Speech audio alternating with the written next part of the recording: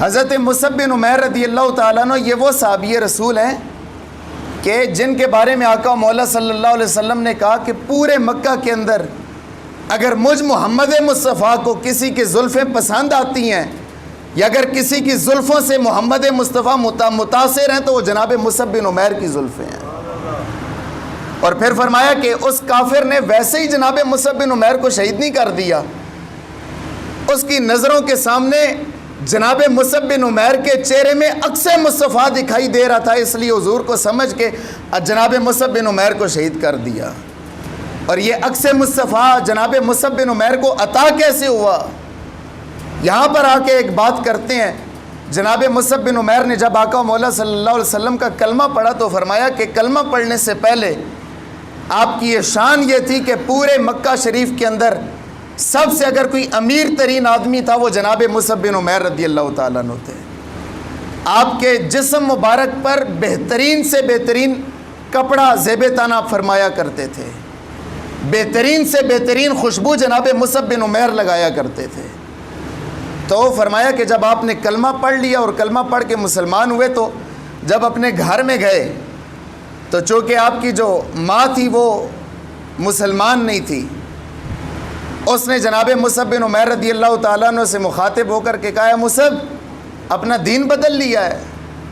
تو جناب مصعب بن عمیر نے آگے سے کہا ماں جی سچی بات تو یہ ہے کہ دین اپنایا ہی ابھی ہے۔ تو جب یہ بات کی تو جناب مصعب بن عمیر رضی اللہ تعالیٰ عنہ کی ماں نے ایک اعلان کیا، ان میں سے پہلا اعلان یہ تھا اے مصعب اس کے بعد میری جائیداد میں تیرا 1 روپے کا بھی کوئی حصہ نہیں ہے، جائیداد جو تیرے حصے میں میری طرف سے آنی تھی وہ ختم ہو گئی ہے۔ لیکن جناب مصعب کی زبان پر یہ بات نہیں آئی کہ کلمہ پڑھا تو دین نے جائیداد بھی لے لی۔ جناب مصعب بن عمیر نے کہا ماں میری قبول ہے، اس کے علاوہ کیا حکم ہے؟ دوسری بات کی کہ اے مصعب تیری جیب میں اس وقت جتنے بھی پیسے موجود ہیں سب کے سب جیب سے نکال کے میری مٹھی میں لا کے رکھ دے، تو نے دین تبدیل کر لیا ہے۔ سوال تو یہ ہوتا تھا کہ کلمہ پڑھو اور دین تو کہتا ہے کہ سب کچھ ملتا ہے، لیکن وہاں پہ مصعب بن عمیر کی زبان پر یہ بات نہیں ہے کہ دین قبول کر لیا ہے، رسول اللہ کا دامن پکڑ لیا اور پھر جیب کے اندر جو 4 روپے موجود تھے وہ بھی واپس لے لیے گئے، جو کچھ تھا جیب سے نکال کے ماں کی مٹھی میں رکھا، کہا یہ بھی قبول ہے۔ اور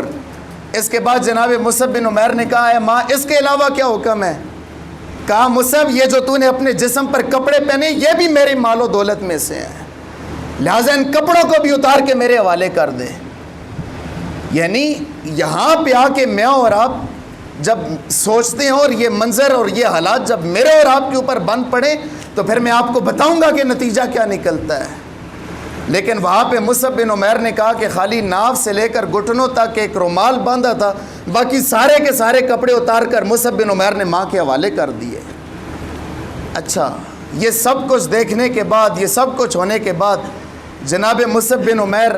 بارگاہ رسالت مآب میں تشریف لے کر آ رہے ہیں، اور جب آقا مولا صلی اللہ علیہ وسلم نے دور سے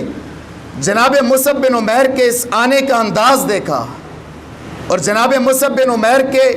تن کے اوپر وہ ایک رومال دیکھا کہ جو خالی ناف سے لے کر گھٹنوں تک موجود ہے،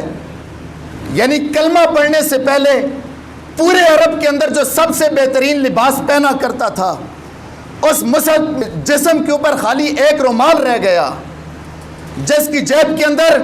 سارے عرب کے بہترین درہم اور دینار ہوا کرتے تھے، وہ جیبیں بھی مصعب کی خالی ہو گئی۔ جو پورے عرب کے اندر بہترین جائیداد کا مالک تھا سب کچھ خالی ہاتھ لے کر بارگاہ رسالت مآب میں آ رہا ہے۔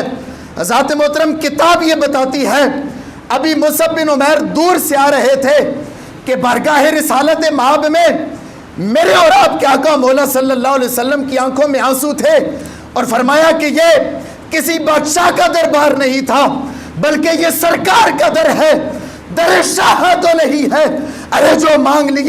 لیا اور بھی کچھ مانگ۔ میرے آقا مولا نے کہا ہے مصعب پریشان ہونے کی ضرورت نہیں، رب کائنات ہماری زندگیوں میں یہ دن تبدیل کرنے والا ہے۔ آج ہمارے درمیان اگر غربت ہے تو کل امیری بھی عطا کرے گا، اور اے مصعب رب تیری یہ صدا پر راضی ہوا ہے کہ رب کائنات نے تیرے چہرے میں تیرے محبوب کے چہرے کا عکس لا کے رکھ دیا ہے۔ فرمایا کہ مصعب کے چہرے میں عکس مصطفی دکھائی دیا جا رہا تھا۔ اس وقت فرمایا کہ مصعب تیری صدا کو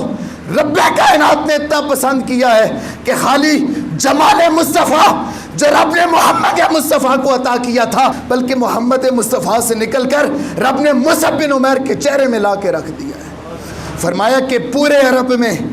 جو بھی جناب مصعب بن عمیر رضی اللہ تعالیٰ عنہ کے چہرے کو دیکھتا تھا اسے حضور کا چہرہ یاد آ جایا کرتا تھا۔